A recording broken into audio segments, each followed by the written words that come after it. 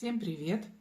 Коротко расскажу, что сегодня будет видео. Во-первых, это будет два способа самых простых закрывания петель. Мы научились с вами набирать петли, вязать лицевую гладь, лицевые петли, изнаночную гладь, изнаночные петли. Мы знаем, как кромочные делать, мы знаем, как расширять изделие и знаем, как убавлять изделие. Теоретически любое изделие должно заканчиваться, значит, нам нужно научиться закрывать петли. Закрывание петель я покажу два способа. Один из них, первый, который мы сейчас будем рассматривать, это просто используется, например, вот в шапке. Вот шапка, у нее отворот.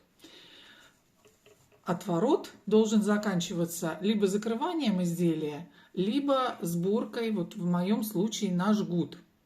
В данном случае шапка, чтобы не съезжала, это такая эластичная нить, я ее брала в несколько слоев, и она помогает правильный объем сохранить, не растянуться при этом, не потеряются петли, и оно не создаст рельефа на лицевую сторону. То есть, когда шапка целиком двойная, там нету риска, что у вас будет отпечаток на лицевой стороне, что там отворот, да, а здесь получается отворот не полный, эта шапка такая легкая, и чтобы не выделялось никак на лицевой стороне, у меня сделан вот такой гибкий вариант закрывания петель.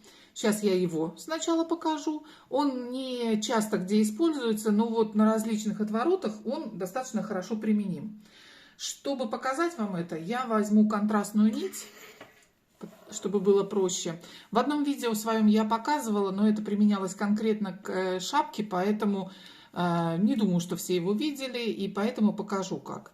Вы берете нить, перекидываете на палец. Крючок. В моем случае я взяла толстый. Чем тоньше нить, тем тоньше естественный крючок берите. Зачем продевать, усложнять себе жизнь?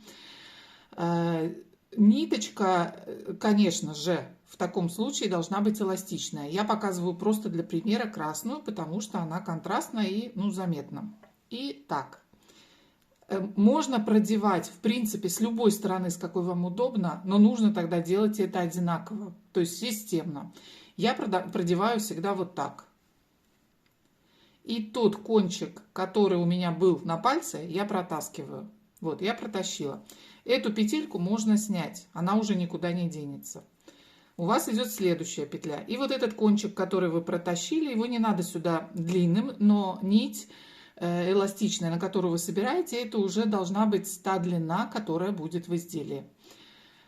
То есть, если у шапки отворот, вы хотите, чтобы объем головы 58, значит, где-то плюс 20 сантиметров на завязывание узелков всяких, запас на продевание. То есть не 58, а уже где-то 78. Снова показываю, как продеваем. Вот. Цепляю крючком и продеваю. И дальше. И у нас уже 2 петельки на нитке. Видно, вот, да? Дальше этот же хвостик тоненький. Риск есть утащить вот эту нить, поэтому ее оставляйте всегда подлиннее. Хвостик, который протаскиваете, покороче. Не надо всю нить сюда утягивать. Просто есть риск, что вы потеряете все петли. Так, снова. С этой стороны просто цепляете, просто протаскиваете. Таким образом вы собираете все петли на ниточку, завязываете узелочек, и у вас все собрано. Но это все-таки я такой вариант рассматриваю только с эластичной нитью. Я ее в основном использую где-то в 3 слоя, чтобы она создавала определенную жесткость, эластичность. То есть, если в одну ниточку поставить, это совсем тоненькая, скажем. И я использую не чисто силиконовую нить, а силиконовую в оплетке. Как правило, они бывают и в цвет изделия. Можно и на силиконовую заменить. У меня в данном случае вот была в оплетке, поэтому я использовала ее.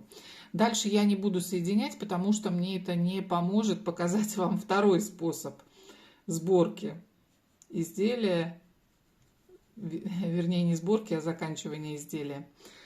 Так, И теперь показываю обычный способ. Здесь уже крючок не нужен, здесь используются спицы, которые у нас есть. В данном случае мы будем закрывать лицевые ряды. То есть это лицевая сторона и лицевые петли применяются. Первую, как всегда, снимаем. В закрывании точно так же. Вторую провязываем. И теперь первую петлю протягиваем через вторую. Протянули. Дальше петля, которая у нас на левой спице, мы ее снова провязываем лицевой. Она у нас переходит на правую спицу. Снова перехватываем предыдущую, не крайнюю, и снова протаскиваем ее. Дальше вяжем. Видите, эта нить у нас тут все время остается. Петлю провязываем, переодеваем на спицу. И предыдущую протягиваем. Таким способом, вот видите, у нас тоже получается здесь такой закрытый край.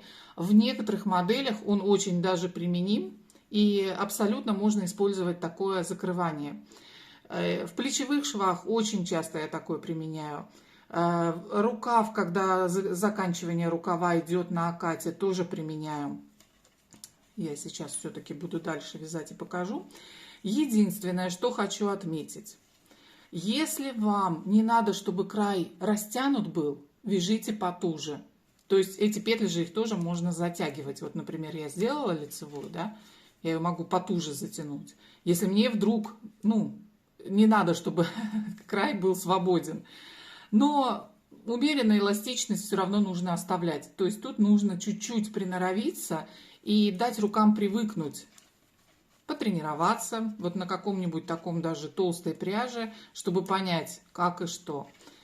И мы так делаем все петли, которые нам нужно закрыть. Скажем, в плечевом шве это не всегда так, что ты весь плечевой шов закрываешь. Я, например, люблю, чтобы плечевой шов соответствовал примерно выкройке сшитого изделия. Я портниха, поэтому мне хочется всегда, чтобы выкройки были похожи на выкройки нормальной тканевой одежды. Поэтому у меня плечевой шов, как правило, 3 закрывания. То есть я плечо делю на 3 раза, бывает на 4 раза, зависит от модели. Сейчас мы с вами закончим, и я покажу, как выглядит край законченного вязания. У нас будет со всех сторон косичка.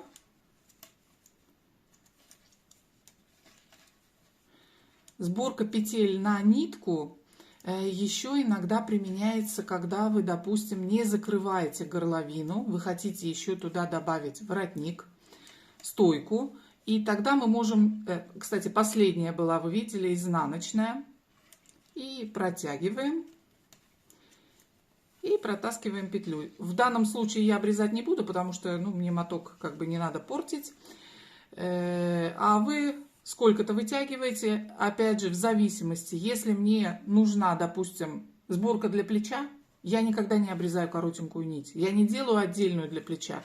Я сюда вытягиваю как можно больше и оставляю ее для сборки плечевого шва. Вот у нас получился какой результат. Красивенько, чистенько. Но нужно иметь в виду, как и в начале, вот набор, я говорила, что вязание стремится к закручиванию, видите? Если лицевая гладь и никакой внизу резиночки, ничего нету, то вот такое закручивание. Иногда по моделям это подходит, но иногда не совсем, поэтому нужно учитывать. Как выходить из этих историй, я буду рассказывать в следующих видео. Сейчас скажу, что следующее видео у нас с вами будет сборка крючком. Покажу, как собирать. И дальше, возможно, будет продолжение усложнения, так сказать, процесса, чтобы вы могли уже какие-то освоить посложнее приемы или сделать свои модели поинтересней. Вот так вот. Все, всем до встречи. Пока.